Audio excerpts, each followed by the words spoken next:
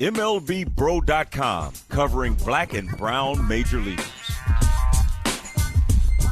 We're at Nats Park. Welcome to our Brothers on the Beat with Andrew Golden, who covers the Washington Nationals for the Washington Post.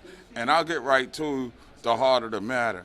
If there is going to be a black player renaissance in the next 5 years, it could be here. There's a quartet of very talented African-American players. How soon do you think that they can have their thumbprint on this team? I think it depends on how quickly they develop. I mean, obviously you have James Wood, you have Elijah Green, you already have CJ Abrams up the middle. So I think there's a lot of talent that they can develop, and obviously you have Josiah Gray on the mound. So I think you can kind of see their impact everywhere. They can really develop and become the players that they're expected to be. So I think it happens soon. I think it's just a matter of how quickly Elijah Green and James Wood develop. And I think by the time they get here, CJ will be a much better version of himself than he is now, and Josiah Gray will be a much better pitcher than he is now. Speaking of Josiah, he comes into the regular season having led the majors in ERA during the Grapefruit League. You saw him all last season, which was clearly a developmental year. Sure. Have you noticed baby steps or giant steps towards his development? Yeah, two things. I think number one, he's more directional to the plate, so he's not opening up as much, and his ball isn't sailing like we saw it last year. And the second thing is he added a cutter this offseason. I think that he thinks that will be more effective against hitters if he can throw that cutter. It'll get people off his fastball, which has hit really well last year, because he has the slider and he has the curveball. He has the off-speed pitches, and we know that those are effective.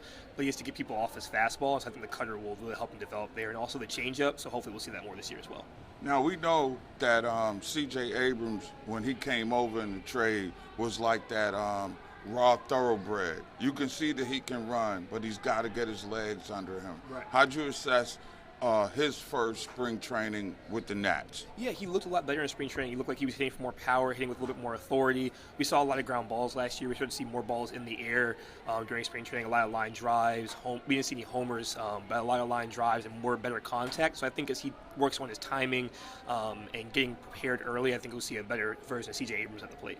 All right, 800-pound gorilla in the room. Since we are in this betting world, and right around the corner is the BetMGM. So we're going to set an over-under for number of wins by the Nats this year. Where would you set it? I think over 60. I think last year was, they went 55 and 107. So I think if they get to this, if they're in that 60 and 65 range, I think it's a productive year. I think what matters more for them isn't so much how the win-loss record, but how their individual guys develop. If you see CJ Abrams have a better year, if you see Josiah have a better year, and Luis Garcia have a better year, I think you'll see more wins, but I don't think they're so focused on the wins as much as they are how well their individual guys develop. So I think if you see that, they'll be more successful than this year.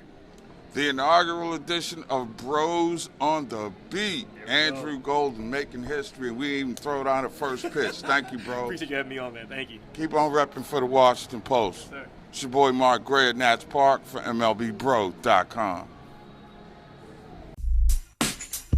MLBbro.com, covering black and brown major leaguers.